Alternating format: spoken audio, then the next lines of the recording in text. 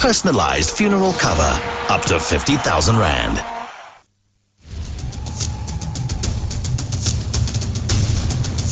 In your World Cup trivia, did you know that no African side has ever won a World Cup knockout match without the game going into extra time? Wow, interesting.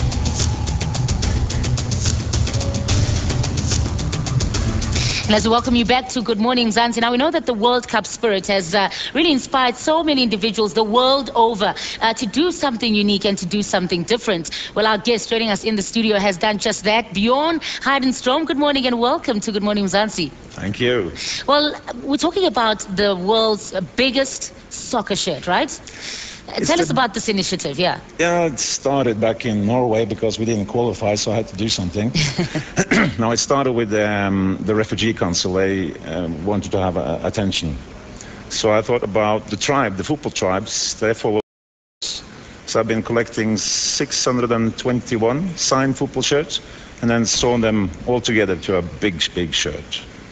Wow, so now you also rode, I mean, you didn't just get these shirts together.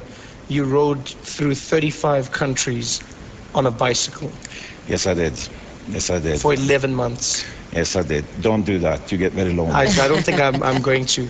I had the plans, now I don't have them anymore. No, I'm not going to. What was that like? And I mean, how do you start something like that? What makes you wake up in the morning and go, Bjorn, get on your bicycle and go a little bit further than the shops this time?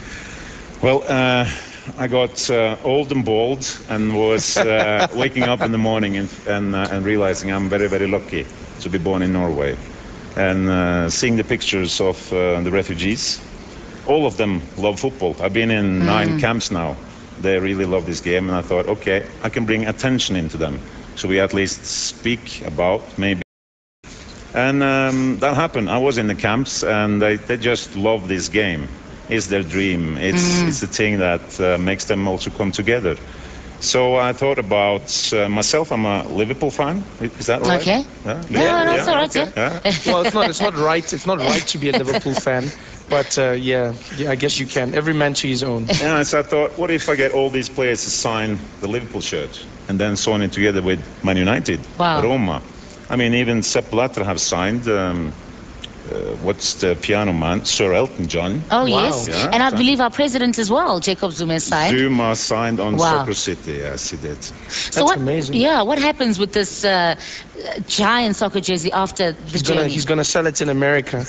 Someone's going to wear it. No, I'd like to do it again because it's very close to 2 billion people who've seen bald man speak about the refugees saying, let's help. Wow. So I'm out Brazil 2014 if you'd like to join me.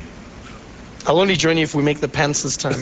Right. Because we can't have the world's biggest shirt and then no pants. No, but it's displayed now. It's in a place called Brightwater Commons. It's exposed there. You can come and visit it. You can also donate new shirts because we are extending it every day. That's what I was going to say, is that so it's not finished. You're still adding. No, we're never stopping. We're never stopping. We need more shirts. So this is absolutely amazing. Just look at the size of it and everything. How do you transport all these shirts? It's a good question. Yeah, it weighs 500 kilos now. And we have got some friends in the PSL. You know, the president in PSL, he's Norwegian, he's a friend. So he helps me with these men and these people carrying in it. Wow. So, yeah, because 500 kilograms, you're a little bit overweight if you fly. Yeah. There you saw actually Kosa, the chairman of Cup. He also signed and he donated Orlando Pirates. Orlando Pirates. Oh, there's Pirates and Bafana Bafana. And who are some of the big players that have signed the shirts? We can take Messi, Gerrard. We can take all the players in Manchester United. We can take Totti. Oh, yeah? De Rossi. This is the guys who's went home now, haven't they? Yeah. Well, Messi's still here. He's a big Messi's here.